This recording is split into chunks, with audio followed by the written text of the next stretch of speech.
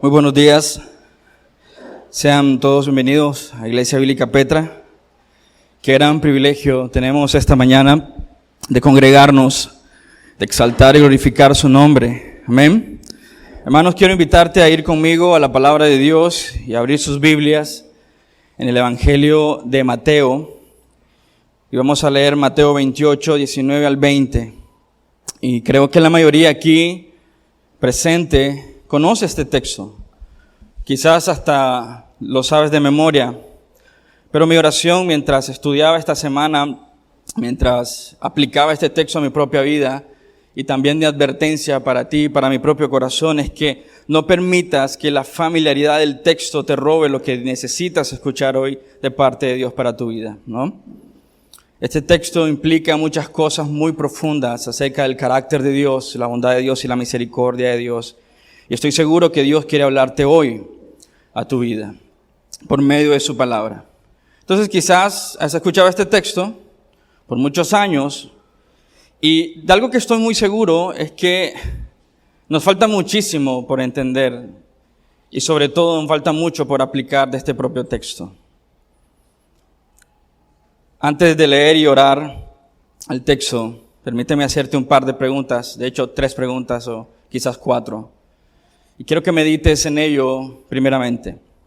¿Cuál es el propósito de tu vida? ¿Cuál es la razón por la que estás aquí? ¿Cuál es la misión principal de tu vida? Y la última pregunta, o quizás 2 últimas preguntas, es ¿a qué te dedicas? ¿Cuál es tu oficio?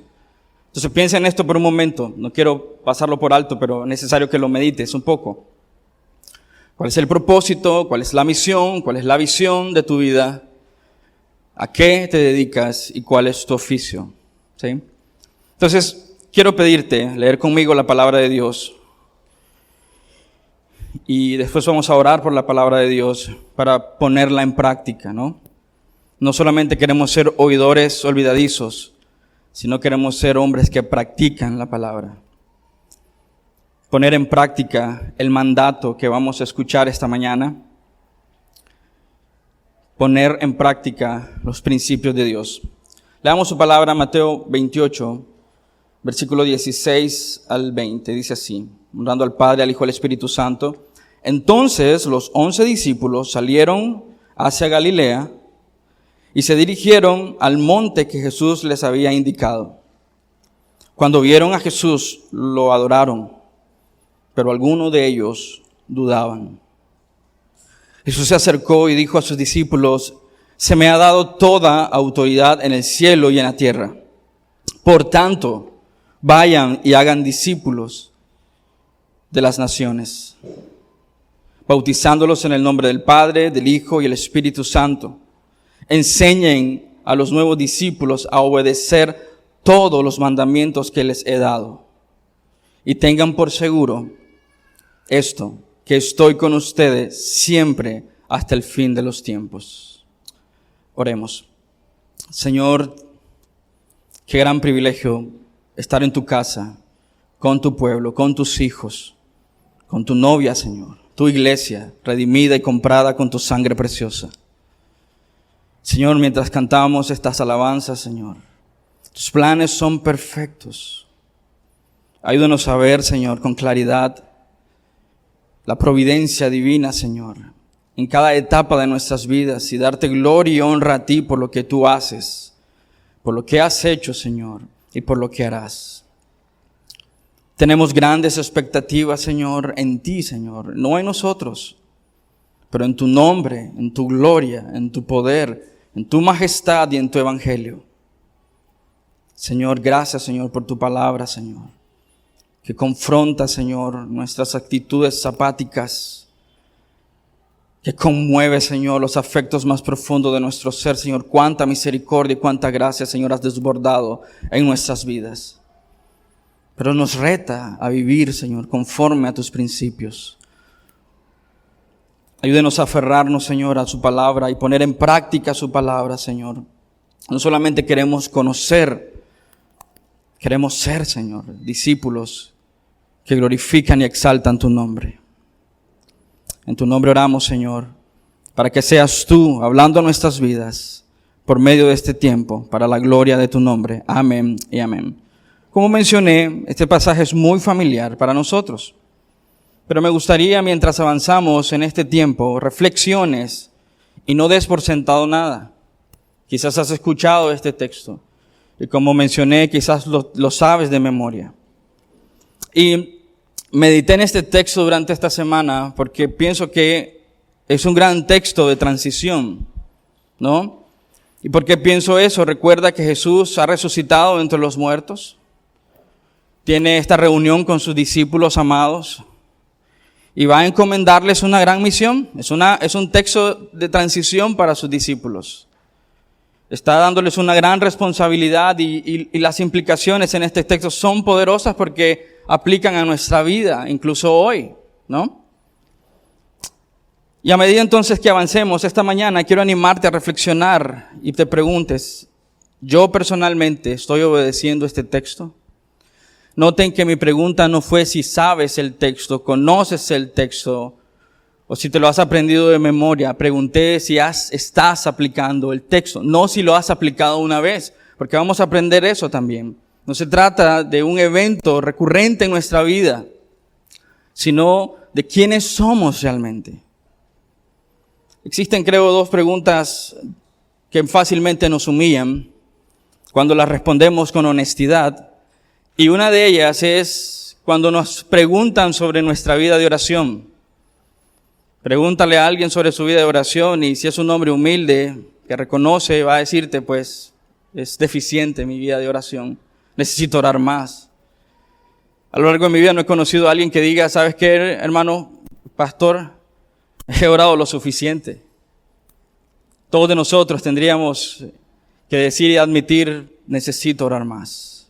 Necesito venir más al trono de gracia y misericordia, mi Dios. Pero hay una siguiente pregunta que creo que con mucha facilidad humilla nuestro testimonio y nuestra vida y tiene que ver con este texto. Tiene que ver con la aplicación de este texto. Entonces déjame hacerte esta pregunta, una más. ¿Es el enfoque de tu vida, ya sea tus propósitos, anhelos, visión, tus metas, alineados a la gran comisión? ¿Están todo lo que tú haces alineado a la gran comisión? Si somos honestos, creo bajaríamos nuestros rostros en actitud de vergüenza porque no hemos hecho lo que nos corresponde hacer. ¿Cómo deberíamos hacerlo?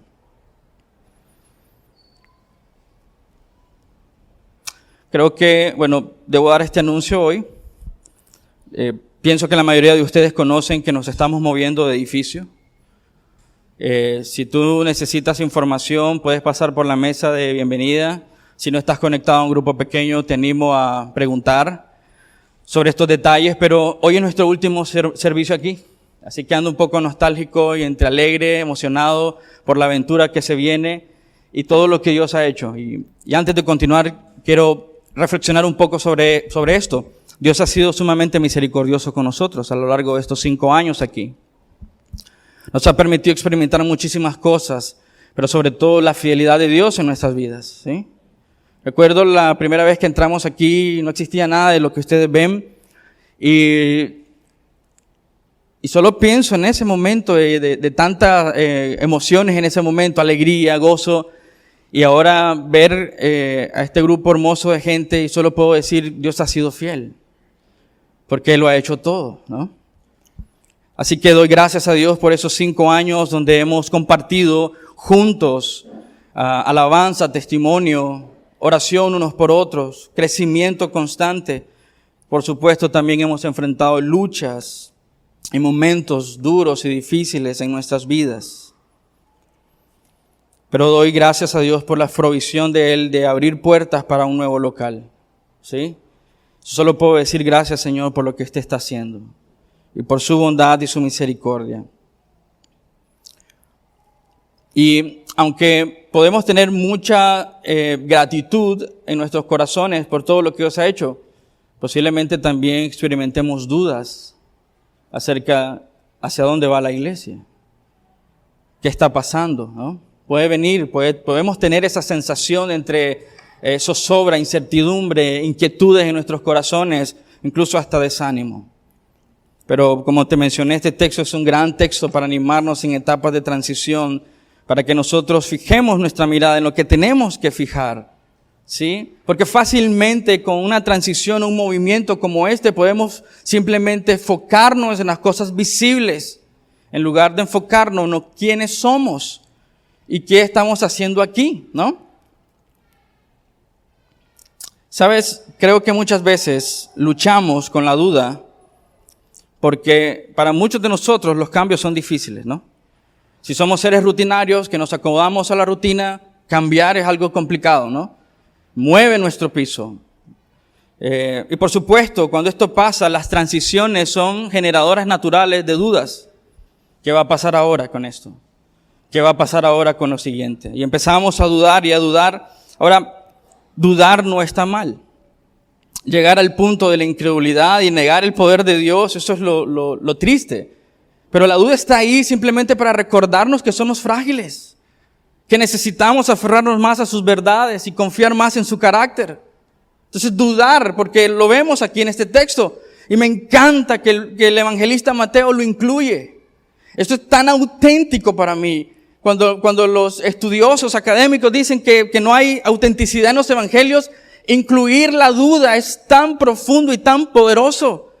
Porque en un momento tan grande como esto, están viendo a su maestro resucitado, y incluir que algunos luchaban es tan humano, tan nosotros, ¿no? Y es tan lindo porque Dios, a través incluso de la adoración y la duda, Dios viene en respuesta y nos pone en dirección correcta. ¿Hacia dónde debemos ir? Cuando la rutina cambia, nos sentimos inestables, inseguros. Y no hay un alimento más favorito para la duda que la inseguridad. Sí, pero quiero animarte en el Señor, porque creo que Dios ha hecho grandes cosas en esta iglesia. Y no por nosotros, pero por su nombre. Amén. Dios ha hecho grandes cosas en muchos de ustedes, hombres y mujeres maduros en la fe, que han puesto su esperanza en el Señor. Así que podemos entonces quizás luchar con entender cuál es el rumbo, cuál es la dirección que la iglesia está tomando. Quizás incluso terminar cuestionando a Dios, pero quiero animarte a detener esa euforia y enfocar las emociones en el lugar correcto, descansando en el poder de Dios. Entonces este texto, por lo que pienso que está ahí, es para darte ánimo, tanto a su audiencia original como a nosotros, como audiencia hoy, esta mañana. Este texto debe darte ánimo necesario para seguir la dirección que Dios quiere para su iglesia. Amén. Cuando observamos estos textos, debemos notar aquí hay un sentido de dirección. Quiero invitarte a que tengas tu Biblia abierta en este texto para examinarlo. Es obvio que Dios está dando dirección a este grupo de hombres. Son 11 hombres que están ahí para escuchar con atención las instrucciones de su maestro, ¿no? Cristo les está dando entonces rumbo, les está dando dirección, les está dando propósito y nos está dando una visión y una misión, algo para hacer. ¿Qué es lo que Dios quiere para su iglesia? Encontramos la respuesta en este texto. Esto es significativo porque nos está hablando de cuál es la misión de Dios para sus hijos, cuál es la misión de Dios para la iglesia. No solamente esos 11 hombres. Esto se expande a todo aquel que ha creído y confiado en el Señor. Este es nuestro trabajo, esta es nuestra visión, esta es nuestra misión. Esto es significativo porque está hablando de lo que Dios quiere, ¿no? Esto es lo que Dios quiere para nosotros, como sus hijos, como su iglesia. Entonces, sin importar la locación de nosotros como iglesia, está hablando de que la misión de la iglesia no cambia. Los propósitos por los cuales hemos sido redimidos no cambian. ¿Entiendes lo que quiero decir? El propósito, el motivo, la misión, es lo que acabamos de leer. Y de eso se trata nuestra vida, de eso se trata todo esfuerzo que hacemos en esta tierra, gira en torno de los principios expuestos aquí. Entonces el propósito de nuestra vida es lo que acabamos de leer. Y eso no cambia si la iglesia, como cuerpo de Cristo, va abajo de un árbol. Su identidad no está en su locación. Entonces la misión de nuestra iglesia no es debido a lo que tiene, sino a lo que somos en Cristo. ¿Sí? Nuestra misión es debido a quienes somos en Cristo. Mi identidad no está en un edificio. Mi identidad como iglesia, nuestra identidad como iglesia no está en la ubicación de ese edificio, pero está en los propósitos arraigados en su palabra. Tú has sido llamado para esta misión. Y no es por el tipo de locación, por el tipo de edificio, los recursos, sino está basado en quiénes somos en Cristo. Hay otra cosa que quiero mencionar y es el hecho de que estas palabras están siendo dadas en un monte. ¿Notas eso? Versículo 16, entonces los 11 discípulos, Judas ya está muerto, el traidor, salieron hacia Galilea. Ellos ya sabían de antemano que iban a reunirse en Galilea y se dirigieron al monte que Jesús les había indicado. Eso no solo me muestra de una obediencia de sus discípulos a Cristo, pero como lector de Mateo me encanta hacer las comparaciones. El otro monte famoso en Mateo es en Mateo 5, el Sermón del Monte.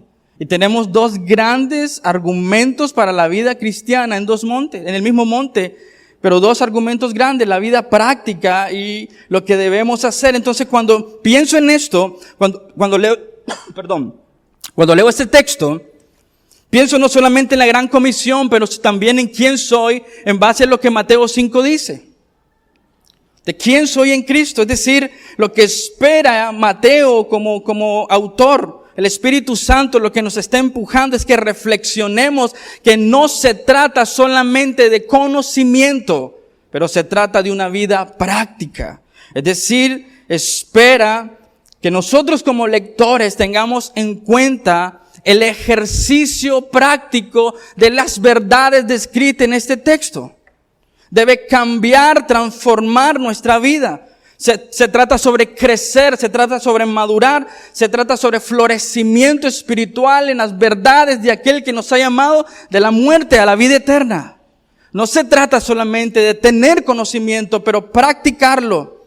Un puritano llamado William Ames decía, la teología es la doctrina de vivir para Dios. ¿Para quién vives hoy? ¿Para quién? ¿Para qué? ¿Bajo qué propósito estás viviendo? El conocimiento y la práctica no pueden estar separados. Y de hecho diría, no podrían existir una fuera de la otra. El conocimiento debe llevarnos a la práctica. Y ese ejercicio constante entre conocerle y practicarlo debe ayudarnos a crecer y humillarnos más ante el poder de Dios. Ahora quiero que noten algo en el texto. Mateo 28, 17. Cuando vieron a Jesús, lo adoraron. Cuando vieron a Jesús, lo adoraron. Noten la respuesta de sus discípulos. Lo que Mateo está diciendo aquí es que muchos de estos hombres se postraron a los pies de Jesús. Ellos cayeron sobre sus rodillas, sobre sus rostros y se postraron ante el Señor en adoración amorosa y humilde. Esto resalta el señorío de Cristo. Esto resalta la majestad de nuestro Señor. Ellos estaban postrados y humillados ante nuestro Señor. ¿No te parece una gran figura, un gran ejemplo de lo que debemos hacer en momentos de transición, en momentos de incertidumbre, en momentos en los que no sabemos qué va a pasar en el futuro, en momentos en los que no controlamos las cosas que sucederán? Deberíamos simplemente humillarnos ante el gran poder de Dios, como dice Pedro en el capítulo 5 de su primera epístola. Deberíamos entregar nuestras cargas a Él. Están adorando al Señor. Ellos están postrados ante el Señor. Pero también Mateo, como lo mencionaba, nos dice algo sumamente importante. Quizás hemos leído estos textos una y otra vez, pero hemos pasado por alto esta parte, que dicen que muchos de ellos aún dudaban. Estaban peleando en sus corazones por creer y confiar. Como posiblemente muchas veces pasa en nuestras vidas cuando hay momentos de incertidumbre, luchamos y dudamos. Están peleando por comprender qué está pasando. Están luchando por aferrarse a las verdades del Evangelio. Están luchando con creer en el Jesucristo. Ahora nota esto. Antes de juzgarles y decirle qué bárbaros cómo eran. Porque simplemente Mateo lo que está enfatizando es cómo eres tú y cómo soy yo. Porque piensen esto por un momento. Son sus discípulos. Han pasado tiempo con Él. Le conocen. Han escuchado de primera mano estas palabras tan profundas. Es un maestro. Le están viendo, lo vieron crucificado, lo abandonaron, huyeron, corrieron, lo vieron crucificado, murió, resucitó, le están viendo ahí, todo glorioso y majestuoso. Y aún así dudaron. Mateo quiere enfatizar eso, de una naturaleza humana, débil, frágil, que necesita a su Señor.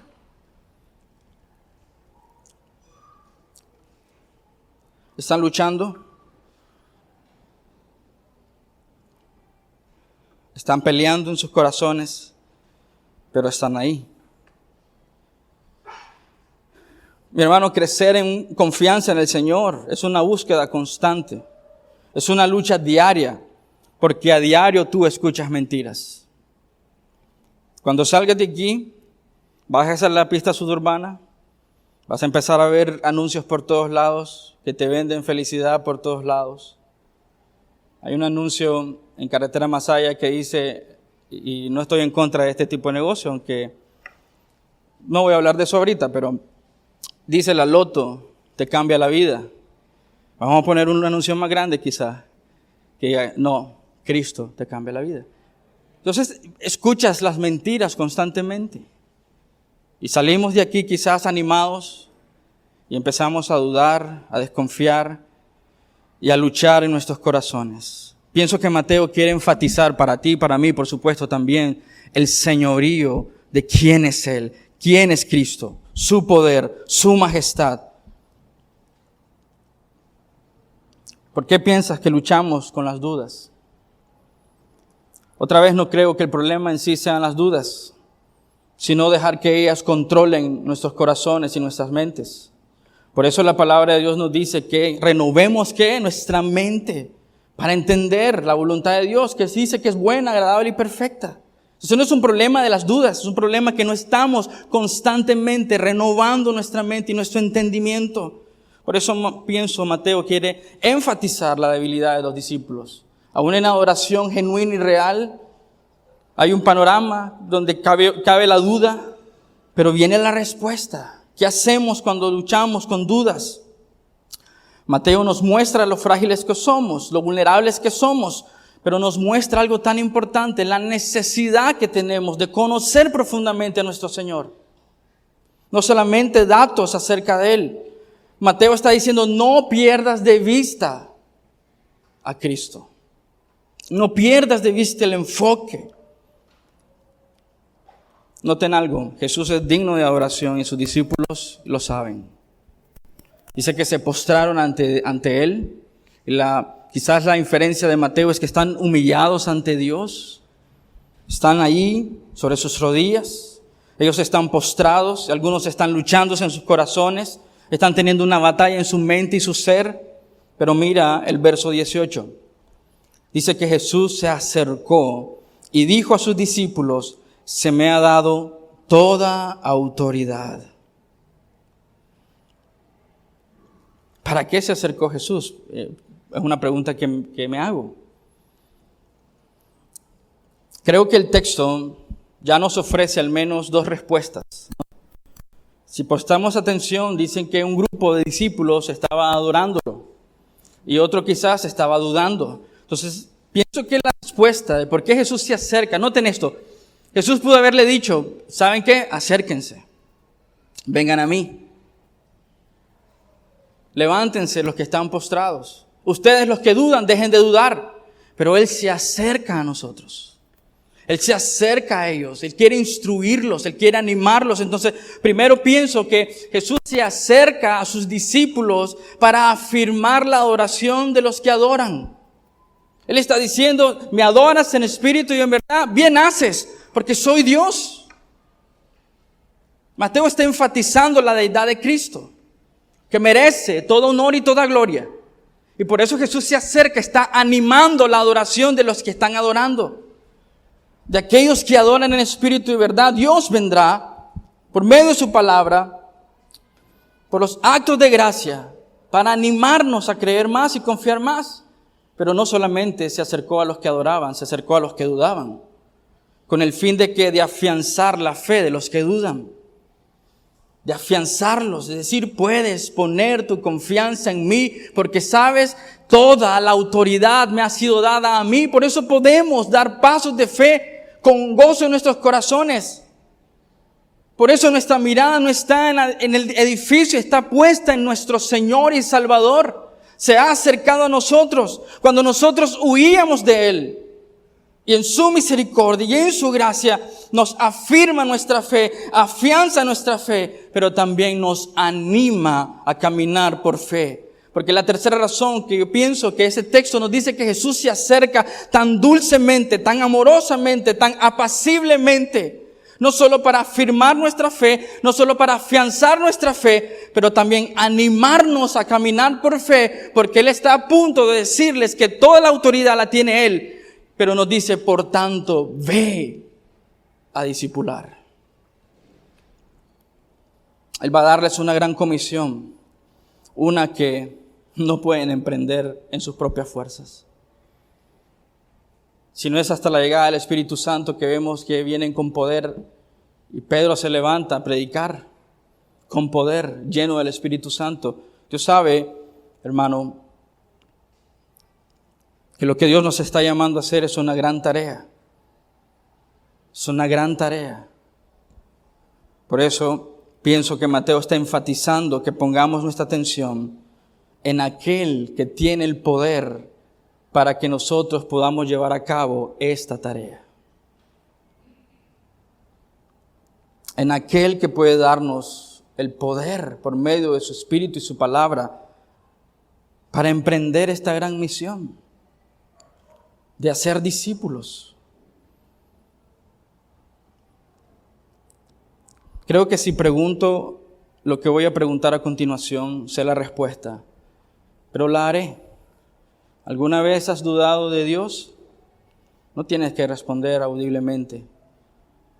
Si respondo por mí, yo diría sí, yo he dudado del poder de Dios. Pero quiero hacerte esta siguiente pregunta. Para reflexión. Hemos dudado, no cabe duda, pero ¿realmente hemos adorado a Dios? Ahora noten que no te acabo de decir si cantamos. Sin duda, algunos de ustedes cantaron recién las canciones que cantamos aquí en la iglesia, ¿no? Pero no estoy preguntando eso, no pregunté si cantaste. Yo pregunté si has adorado a Dios, en espíritu y en verdad. Hay una gran diferencia de cantar canciones y adorar al Señor. Y mi pregunta aquí es que si hemos dudado, mi siguiente pregunta es, ¿has adorado al Señor? Mateo nos da una imagen de una dulce obediencia de sus discípulos a Cristo, enfatiza la adoración al Señor, enfatiza nuestra debilidad, pero Él quiere enfatizar la autoridad que tiene Cristo. Es su misión ahí, recordarnos que estamos bajo autoridad, enfatizar su deidad, su honor y su gloria. Y creo que ese es un punto clave cuando entendemos cuál es nuestra labor en esta tierra. Cuál es nuestra labor misional, cuál es nuestra labor evangelística, cuál es nuestra labor de discipulado, cuál es nuestra labor como iglesia, una iglesia misional. Pensamos en el hacer, pero olvidamos que debemos ser. Y eso quizás es uno de los problemas con este texto. La gente piensa en el hacer en lugar en ser. Y el énfasis de Mateo no está en el hacer, está en el ser. Y por eso pienso que la reacción de los lectores de la audiencia original es pensar en Mateo 5, el Sermón del Monte. Es práctico, es lo que debo ser, es lo que soy. Jesús dijo, se me ha dado toda autoridad en el cielo y en la tierra. Mateo quiere que veamos esto, quiere que profundicemos en esto, quiero que pensemos y reflexionemos en eso. Está declarando a Cristo como Señor. ¿Quién tiene toda la autoridad? Cristo. ¿Quién tiene todo el poder? Cristo. Jesús tiene el poder. Ahora noten esto. Es quien aviva nuestra verdadera adoración. Pero es también quien disipa nuestras dudas. Por eso pienso que este relato está así, tan finamente, divinamente, majestuosamente orquestado para llevarnos al punto de que quien aviva nuestra adoración es Cristo, pero quien nos saca de la duda, quien afirma nuestra fe en medio de la duda es Cristo. No nuestra competencia y nuestra habilidad. Y por eso creo que después de esto viene quizás el trabajo más grande que un hombre puede hacer en esta tierra. Predicar a Cristo y este crucificado, hacer discípulos de los que están a tu alrededor, porque no depende de tu capacidad, de tu inteligencia, de tu astucia, de tus recursos, de tus contactos. Depende de a quién estás viendo, de adorarle en espíritu y en verdad. Y cuando vienen las dudas, y vendrán, que podamos poner nuestra mirada en quién es Él. Porque Él tiene la autoridad, Él tiene el dominio, Él tiene el poder, Él tiene el control. Las implicaciones de esta afirmación son asombrosas porque cuando piensas en el señorío de Cristo, que Él tiene toda la autoridad en el cielo y en la tierra, mi pregunta es, ¿por qué no predicamos más? ¿Por qué no hemos entendido que Él tiene la autoridad? Que no hemos entendido quién es Cristo. Jesús les está diciendo a sus discípulos, toda la autoridad le pertenece a Él. Y esto es tan importante porque van a emprender una gran misión de ir a las naciones a predicar a Cristo para que toda lengua, toda rodilla se doble y toda lengua confiese que Jesús es el Señor, Señor de señores y Rey de reyes. Solo piensa por un momento en esto. Son 11 hombres temerosos, fluctuantes, han experimentado el mayor fracaso de su vida, corrieron y abandonaron a Cristo. Y están ahí, en ese monte, escuchando a su maestro, escuchando sus instrucciones. Qué ánimo tan grande y qué manera de afianzar la fe a sus discípulos diciéndoles, van a ir, pero no van en sus propias fuerzas. Yo los envío con mi autoridad. ¿Te das cuenta lo liberador que es esto? ¿Te das cuenta lo gratificante que es esto? De que por eso no tenemos miedo de predicar a Cristo y este crucificado. Que no necesitamos artilugios modernos para convencer a la gente de que Jesús es el Señor. No vamos a usar música que conmueva tus emociones para que vengas y brinques y saltes. Porque creo que la autoridad la tiene Él. No Satanás, no las políticas de este mundo, no la filosofía de este mundo. Él tiene la autoridad. Nota esto, ningún gobierno, ningún político, ninguna cultura, ninguna ideología, ninguna filosofía, ningún poder en este mundo puede decirte no prediques. No hables de Cristo. No pueden. Que no tienen la autoridad. La autoridad la tiene Cristo. Toda la autoridad me ha sido dada, en el cielo y en la tierra. Es decir, no tienes ningún impedimento de salir hoy de aquí e ir a predicar el Evangelio. ¿Pero por qué no lo hacemos? No hemos creído en que Él tiene el poder y la autoridad. No puedes salir de aquí sin esa convicción y ese peso. Cambiar de un edificio no impedirá como iglesia que prediquemos a Cristo y este crucificado. Esa es nuestra misión. Estemos aquí, estemos en Chinandega, estemos en Matagalpa, estemos en la isla, estemos en Masaya. Esa es nuestra misión, predicar a Cristo. Un edificio no cambia nuestra misión. Si ningún poder puede hacer esto, de detener a Cristo, nos cuesta tanto predicar, principalmente creo yo, porque pensamos demasiado en nosotros mismos. ¿Qué va a decir la gente de mí? ¿Cuál va a ser su opinión de la gente de mí? Yo he luchado con eso también. Y cuando vienen esas dudas a mi corazón y mi mente, no saben lo que yo he escuchado por lo largo de los años, como decir, ¿qué me va a enseñar este muchachito joven? ¿Qué va a saber de la vida? O las cosas más dulces que he escuchado, hasta las cosas más fuertes. Y a veces uno dice, Señor, ¿qué está pasando? Pero lo que Mateo quiere reforzar aquí no es un argumento para ti. Es decir, no es que tú estás en control de todo, sino realmente lo que necesitas hacer es confiar en aquel que tiene el poder de llamar a aquel que está muerto a la luz admirable que es Cristo. ¿Por qué no lo hacemos más seguido? Principalmente porque estamos demasiado enfocados en nosotros mismos, nuestros objetivos, nuestros deseos, nuestros anhelos. Te pregunto, hermano, ¿qué te impide salir hoy aquí y ir a predicar el Evangelio? Podríamos tener muchas razones y yo regreso a esto, pensamos demasiado en nosotros mismos, en lugar de poner nuestra mirada en quién es Él. Tu misión es ir y hacer discípulos bajo la autoridad de Cristo. Yo no estoy atrayendo discípulos para mí, ¿sí? Yo llevo discípulos a Cristo, a ser discípulos para Cristo. Pensamos demasiado en nosotros mismos. Quizás las dos razones más comunes son miedo y falta de conocimiento, pero permíteme darte una tercera razón que creo es la principal. Es falta de convicción de quién es Cristo.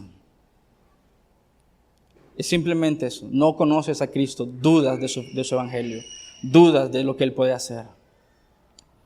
Te lo digo como alguien que ha sido rechazado muchas veces predicando el evangelio. Pon tu mirada en el Señor. Descansa en lo que Dios puede hacer. No en tu habilidad y tu destreza, pero en el poder de Dios. Él tiene toda la autoridad. Por eso creo yo que es un gran aliento para salir y predicar el evangelio. Porque no estamos bajo la respuesta de la gente. Eso no anima al corazón. Pero si pongo mi mirada en Cristo, anima mi corazón porque Él tiene todo el poder y toda la autoridad. La palabra por tanto es tan importante, es sumamente importante porque tiene muchas implicaciones. Primero, está enfatizando la autoridad que le corresponde a Cristo y que es debido a esa autoridad en Cristo que podemos ir y predicar el evangelio. El por tanto implica que Cristo es digno de toda adoración. No solamente de adoración, pero también es digno de obediencia. Nota que el hecho de no ir y predicar, de no ir y discipular, de no ir y evangelizar es desobediencia a Cristo. Él está dando la orden a sus hijos que han sido redimidos con su sangre. Entonces para mí muchas veces es muy difícil, un conflicto hay cuando un cristiano no quiere compartir sobre Jesucristo. Porque es su Señor, es su amo.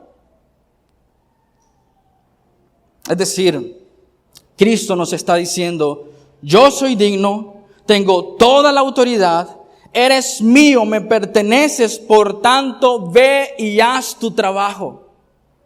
Por tanto ve y haz tu trabajo. Cristo está enfatizando que Él es digno, que Él tiene la autoridad y que tenemos una misión y un trabajo. Y esa es la dirección que la iglesia debe seguir. Él nos está mandando a hacer un trabajo. ¿Te das cuenta que no tiene nada que ver contigo? Excepto el hecho de que estás recibiendo la orden y que probablemente estás sentado ahí negándote a cumplir lo que Dios te ha mandado a hacer. En el original hay un imperativo y muy a menudo, debido a la forma en cómo es traducida la Biblia, solemos poner el énfasis en ir, ¿no? Ir. Y creo yo que hubo un movimiento, una explosión en una cierta etapa de la vida cristiana en el que fue el boom, vamos a las naciones, y la gente salía y hacía misiones. No significa que estoy en desacuerdo de eso. Estoy diciendo que leímos mal el texto, o aplicamos mal el texto. Entonces, generalmente ponemos la atención en ir, y el imperativo que se encuentra ahí, el imperativo principal, lo que es un mandato, lo que es una orden directa, se encuentra en una sola palabra que se suele traducir en dos, hacer discípulos, que realmente dice discipular. La palabra ahí es discipular, ese es el trabajo de la iglesia. Hacer discípulos, discipular. Está rodeado de otras verbos auxiliares o secundarios y algunos participios subordinados como ir, bautizar y enseñar. Pero el propósito de nosotros como iglesia es ir y hacer discípulos. Ahora, este texto, cuando lo leemos, nos está diciendo cuando vayas, o yendo, o al ir, discipula. ¿Qué significa eso? El imperativo de Jesús es hacer discípulos. Ese es el mandato que Dios nos da. El texto nos dice que cuando estamos en la vida cotidiana debemos hacer discípulos. Entonces, ser discípulos que hacen discípulos para la gloria de Dios es nuestra misión. Cambiar de localidad no cambia nuestra misión. Afianza nuestra misión. Fortalece lo que somos y lo que hemos sido llamados a hacer. ¿Te recuerdas que te pregunté a qué te dedicas? ¿Y cuál es tu oficio? ¿Qué respondiste? No lo hagas audible tu respuesta. ¿Qué somos? Somos discípulos que hacen discípulos. Me recuerdo de una película que no es que la estoy promoviendo, pero hay un punto aquí que siempre se ha quedado en mi mente grabado. Es una película que habla sobre un ejército de 300 hombres que va a enfrentarse a un ejército mayor. Y en su camino al encuentro se encuentran con otro grupo de hombres. Y este grupo de hombres que encuentra a los 300 le pregunta, ¿van a pelear? Queremos unirnos a ustedes. Pero en el diálogo, el ejército que viene dice, pero solo son como 200, casi 300. Es imposible que le hagan frente. El capitán de 300 hombres le dice al otro ejército, ¿cuál es tu oficio? Y uno dice, soy carpintero. ¿Cuál es tu oficio? Le pregunta a otro. Soy artesano. ¿Cuál es tu oficio? Y el otro responde, otro oficio. Él dirige su atención a los 300 y le dice, ¿qué somos? Y ellos responden con un grito de guerra. Regresa a la conversación con el otro capitán y le dice, tal parece que yo vengo con más guerreros que tú. Entonces, la idea que siempre queda con esto en mi mente es que cuando pregunto ¿a qué te dedicas? Solemos dar nuestro oficio, pero no lo que somos. ¿Sí? Entonces, mi aliento, hermano, es que intento convencerte hoy de que tú no eres doctor, de que tú no eres abogado, de que tú no eres maestro, de que tú no eres ingeniero, que tú no eres ama de casa, no eres enfermera, no eres asistente, no eres carpintero. Intento decirte que si has sido comprado con la sangre de Cristo, tú eres un discípulo de Cristo con una misión, disfrazado ingeniosamente de lo que haces como oficio o trabajo, con el único fin de hacer discípulos. Eso es lo que eres. Eso es lo que somos. Y eso no cambia, estemos aquí, estemos en otro lugar, estemos debajo de un árbol, estemos bajo una carpa, no cambia porque eso está impregnado en nuestro ADN de quiénes somos en Cristo. Somos discípulos de Cristo, llamados a ser discípulos. Necesitamos imprimir eso en nuestro código, en nuestra cultura, ser una cultura misional. Estamos en misión, vas al súper, estás en misión. Estás haciendo fila en un banco, estás en misión. Vas al colegio a traer a tus hijos, estás en misión. Estás en la cola en el tráfico, estás en misión. Esa dicotomía que tenemos de que en el trabajo soy una persona y en la iglesia soy otra, debe de ser erradicada de nuestra forma de pensar y ver el mundo. En tu vecindario estás en misión. Ese es tu trabajo, es tu llamado a ser discípulos. Y donde la iglesia se mueva, esa es su labor, hacer discípulos. Necesitamos reimprimir esto en nuestra mente y corazones. Tú no eres doctor, esa es mi tesis. Tú eres, si has nacido de nuevo, tú eres discípulo de Cristo, un siervo del Señor, en servicio a su Señor. ¿Eres zapatero? No, no eres zapatero. Eres un discipulador que usa su oficio para discipular a Cristo. Discipular para llevar a la gente a Cristo. Entonces, cuando leemos literalmente el vayan o al ir, está diciendo cuando vayan. Cuando vayan. Eso significa que está hablando de algo cotidiano, algo del día a día, algo de todos los días. Es una referencia más, pienso yo, al carácter cotidiano, a lo práctico del día a día. ¿Qué estás haciendo? Cuando vas, cuando haces, cuando viajas, cuando andes, haz discípulos. Haz discípulos. El punto entonces, hermanos, donde estés, haz discípulos. Es simple, ¿no? Las misiones son un medio, pero no son el fin. ¿Entiendes eso? No deberíamos estar satisfechos que las personas escuchen de Cristo. No deberíamos estar contentos con que las personas lleguen a la iglesia una vez y se desaparezcan 6 meses. Deberíamos estar hambrientos por la misión de Dios a nuestras vidas, a ser discípulos. ¿Dónde empiezas? Pastor, ¿dónde empiezo? Quiero ir a China. Bueno, veamos tu casa. ¿Cómo está tu familia y tus hijos? Mi esposa no sabe el llamado de Dios para mi vida. Tampoco tú. Porque empieza en tu casa, con tus hijos, tu esposa. Quiero irme de misionero a otro país. ¿Le predicas a tu barrio? ¿Cómo entonces quieres ser misionero, amigo? No lo entiendo. Haz discípulos donde estás. Empieza donde estás. Dios no nos pidió construir un edificio, aunque creo que son útiles, ¿no?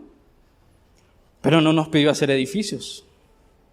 Dios no nos pidió estar satisfecho con un número de miembros en la iglesia. ¿Queremos que las personas conozcan de Cristo? Sí.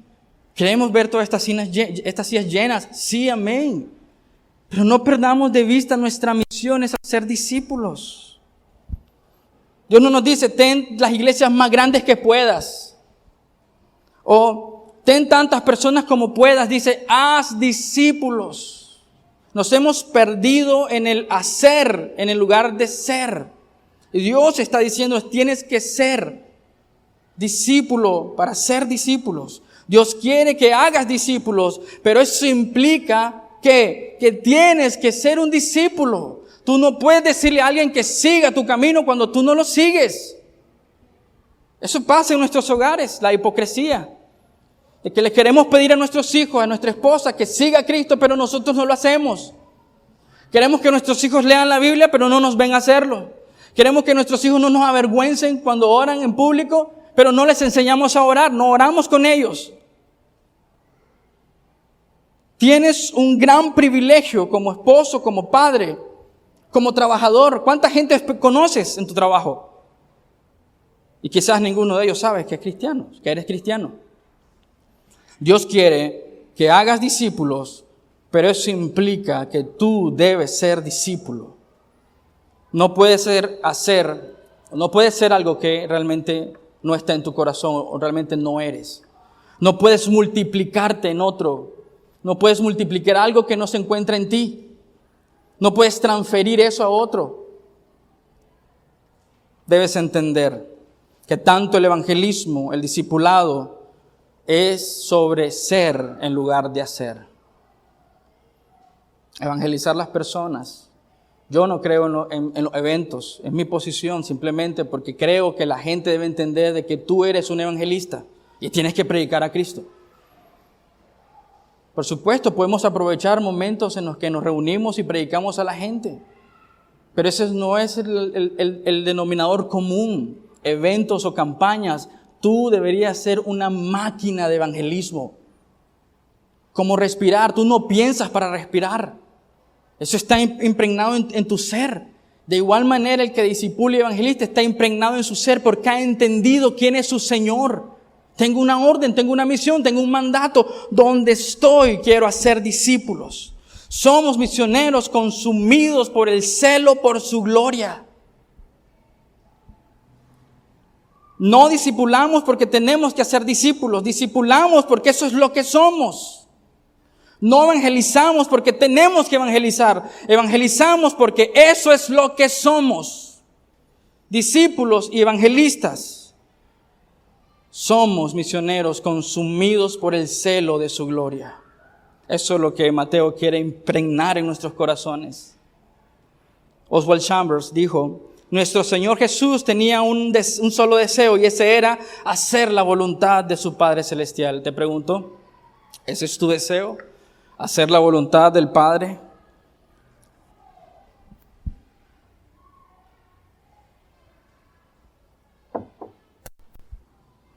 ¿Tú tienes ese deseo? ¿Ese deseo es característico de ti? ¿Hacer discípulos? Hermanos, no se trata del lugar, pero se trata de la gloria y el honor de aquel que nos ha llamado a ser discípulos. Su honor y su gloria. Tienes un gran campo misionero en tu casa, en tu trabajo, en tu iglesia. No es un evento, es un estilo de vida, es lo que somos, es lo que hacemos, cómo vivimos nuestra vida cristiana, haciendo discípulos y predicando a Cristo y este crucificado.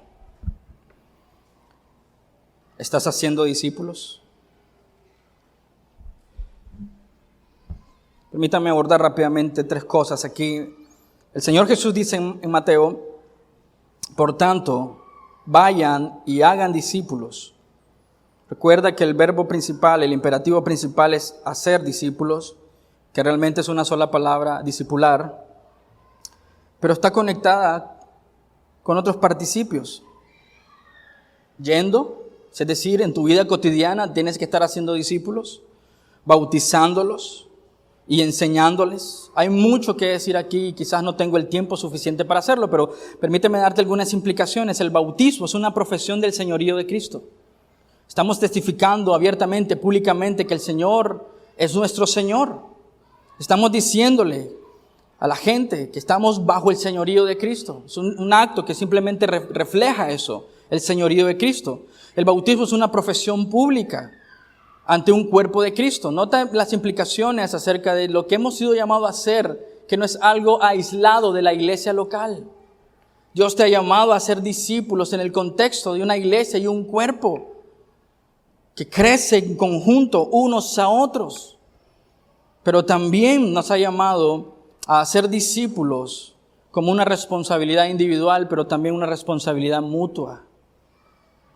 Por eso tenemos el ministerio de cuidado mutuos en nuestra iglesia a través de grupos pequeños. Estamos haciendo discípulos. La definición de un ministerio es simple: hacer discípulos. Eso es todo lo que necesitas saber acerca de un ministerio. Asimilación es hacer discípulos. Petra, que es hacer discípulos. Alabanza es hacer discípulos. Porque eso se está reproduciendo constantemente en lo que somos. Enseñándoles, bautizándolos, enseñándolos. Noten que es algo trinitario. Pero dice enseñándoles. Y no puedes enseñar lo que tú no conoces. No puedes, es imposible. No puedes enseñarles a otros lo que tú no sabes. Y aquí el concepto no es solo conocimiento, ¿ok? Porque eso se ha hecho por años. Pasar información se ha hecho por años. Le está hablando acerca de imprimir en la vida del otro tu vida. Eso es una definición de discipulado. Estoy imprimiendo en la vida del otro la vida de Cristo en mí. Enseñándoles todo el consejo de Dios. No es suficiente saber datos, no es suficiente estar intrigados por los matices académicos, intelectuales de la doctrina cristiana. Necesitamos ser transformados y que esa transformación también llegue a otros por el poder del Evangelio. Está hablando más acerca de nuestro diario vivir impreso en la vida de otros. Está hablando de la constancia que debemos de tener, de pasar tiempos en las Escrituras. Tener un tiempo con tu familia una vez a la semana, hermano, no es suficiente. Ir a la iglesia el domingo no es suficiente. Escuchar este sermón 1:15, 1:20 no es suficiente. Tiene que ser diario, constante. Mientras vas en tu vida diaria, haz discípulos. Enseña la verdad de Dios. Lleva a la gente a Cristo. No dice que vengan, dice ve y haz discípulos, sal y haz discípulos. Hacer discípulos no es transferir datos, es enseñar a vivir a otros lo que el Maestro es, cómo es Cristo. Para terminar, hermanos, el final es asombroso. Otra vez pienso que eso es un gran texto de transición para nuestras vidas. Porque el texto termina dándonos un gran rol, un gran trabajo que sobrepasa nuestra fuerza, nuestro entendimiento y capacidad, pero nos dice algo sumamente precioso. El final es sumamente asombroso. Estaríamos perplejos de entenderlo a cabalidad, lo que realmente está pasando en estas líneas. Somos frágiles. Aún en nuestro mejor momento somos débiles, pecadores, fluctuantes. Y Él promete algo tan precioso en nuestras vidas. Su presencia. Y esa presencia está diseñada para alentar, consolar, animar a sus discípulos y a sus hijos. Alentar nuestros corazones. No puedo imaginar palabras más consoladoras que estas. Yo estaré con ustedes. No estás solo. Yo estaré con ustedes. Especialmente cuando lo meditamos a la luz de la incapacidad del hombre de cumplir la gran comisión y escuchar decir yo estaré contigo, no estás solo. Mientras pensamos en los próximos pasos que han de venir como iglesia, solo quiero recordarme esto a mí, estoy predicando esto para mí, no estamos solos. Si Dios decide llevarnos por donde quiera llevarnos, por el valle de la sombra de la muerte, dice no temas mal alguno, yo estoy con ustedes. Es un gran aliento. Miramos hacia esta nación, miramos lo que pasa a diario, el dolor, el conflicto, el pecado. Dios dice, ve, haz discípulos, no estás solo. La mayoría de las razones por que las personas toman la decisión de suicidarse es porque han luchado muchísimo con la soledad, están solos, ¿no? Sienten que están luchando solos. Y tú no tienes que seguir luchando con la duda porque no estás solo. Y eso es lo lindo del cuerpo de Cristo. Mientras unos adoran en espíritu y en verdad y quizás la otra parte duda, son fortalecidos por poner su mirada en Cristo. Y son alentados a decir, sal y predica a Cristo. Que te rechazan 5 o 6 veces, sal y predica a Cristo. Él tiene el poder, Él tiene la autoridad. Me pregunto si la razón por la que no sentimos a menudo su presencia es porque quizás nuestros corazones no están alineados al suyo. Quizás la razón por la que no sentimos su presencia muchas veces es porque nuestros corazones no están donde está el corazón de Él. Quizás dudamos en los cambios y transiciones porque no estamos poniendo el enfoque en lo que tenemos que hacer. En quienes somos en Cristo, siervos del Señor, llamados para ser discípulos. Me pregunto cuando dudamos, nuestras dudas se deben a que quizás mis anhelos hoy están en otro lugar que no son los suyos. Me pregunto que si mis temores, ¿por qué son mis temores? Y quizás es porque mi corazón no está alineado al corazón de Dios. Ir y hacer discípulos. Mi anhelo entonces, hermanos, es preguntarte esto, para que reflexiones y medites. Hermanos, ¿tienes un corazón para ser discípulos? Si lo tenemos, entonces lo haremos porque eso es lo que somos. Discípulos que hacen discípulos. ¿Estás listo para ir a las personas, incluso aquellas a las que no quieres ir? Lo haremos porque Dios es digno de que vayamos y prediquemos a Cristo. ¿Está en nuestra vida comprometida con la misión que Dios nos ha dado? Lo estará cuando entendamos que Él tiene toda la autoridad, tiene todo el poder, tiene todo el control. ¿Estamos completamente involucrados en la misión de hacer discípulos? Lo estaremos cuando entendamos que Él está con nosotros todos los días hasta el fin del mundo. el objetivo, la razón de nuestra vida, el fin, el propósito, el rumbo, la dirección que Cristo quiere para su iglesia y para ti y para mí es simple: hacer discípulos que hacen discípulos. Es decir, un discípulo que entiende que su trabajo es hacer discípulos. Espero que medites en esto, hermano. ¿Quién eres? ¿Qué haces? ¿Cuál es tu oficio? No eres médico, no eres electricista, no eres mecánico, no eres abogado. Eres un misionero, un discípulo que hace discípulos. Y esa es la dirección que Dios quiere para su iglesia. Sea aquí, sea allá o en otro lugar. Haz discípulos. Permite terminar con uno de mis textos favoritos. Hechos 20:24. Pero mi vida no vale nada para mí, a menos que la use para terminar la tarea que me asignó el Señor Jesús. Y este es el apóstol Pablo hablando en lo final de su vida, en los últimos momentos quizás, despidiéndose de los ancianos en Éfeso, que de hecho es un buen texto dramático, profundo, doloroso. Pero él dice: ¿sabes qué, hermano? Mi momento ha llegado. He corrido he peleado la buena batalla. He corrido de la manera que honra y glorifica a Dios. Mi vida no vale nada para mí. Creo que el problema es que valoramos tanto nuestra propia vida. La ponemos por encima de los propósitos de Dios.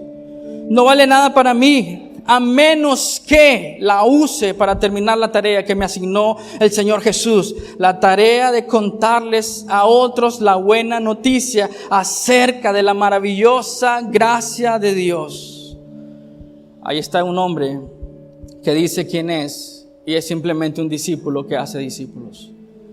Espero, hermano, que esto anime tu corazón profundamente a seguir la dirección que Dios quiere para su iglesia. Aquí o allá, o donde Dios nos quiera llevar, que seamos discípulos, celosos de su gloria, amantes de su palabra y sus designios, que practican su palabra, que ponen en práctica sus principios para la gloria de su nombre. Amén. Oremos. Gracias, Señor, por tu palabra, Señor, tan poderosa, tan gloriosa, tan amorosa. Señor, qué precioso es ser animado, confrontado, empujado a hacer lo que debemos hacer, principalmente poniendo nuestra mirada en quiénes somos en ti. Denos carácter, coraje, convicción para predicar tu nombre. Ayúdenos a crecer en convicción, Señor. Somos misioneros. Y agradezco tanto, Señor, a aquellos que han salido de sus países, Señor, a predicar el Evangelio a otras naciones. Gloria a Dios por estos hombres, estas mujeres, estas familias. Gloria a Dios por los misioneros en nuestra iglesia. Gracias, Señor, por renovar nuestra mente, Señor. No somos lo que hacemos, Señor, hablando de nuestro oficio rutinario, común. Simplemente somos discípulos que estamos estratégicamente disfrazados de nuestro oficio para ser discípulos, para hacer que tu nombre sea proclamado y que toda lengua, toda tribu, toda generación se doble ante ti y pueda clamar a ti y postrarse ante ti. Dios, ayúdenos a ver nuestra vida a la luz de la eternidad y a la luz de tu misión en nuestras vidas. Mi vida, Señor, nuestra vida no vale nada a menos que sea usada para proclamar tu nombre. Ayúdenos a entender que esa es nuestra misión, esa es la dirección, y eso no cambia si estamos aquí o estamos en otro lugar, porque tú eres nuestro Señor y Dios, y nosotros somos tus discípulos que obedecen tus mandatos. Jesús dijo en Juan 10: mis ovejas escuchan mi voz y me obedecen. Y tú nos has dicho hoy: por tanto, vayan y hagan discípulos, bautizándolos en el nombre del Padre, del Hijo y del Espíritu Santo, y enseñando todo lo que tienen que saber acerca de mí. Eso es nuestro trabajo, en mi casa, con mis hijos, mi esposa, en el trabajo, en la comunidad, para la gloria de tu nombre. Discípulos que hacen discípulos. En tu nombre oramos, amado Señor. Amén y amén. Dios los bendiga.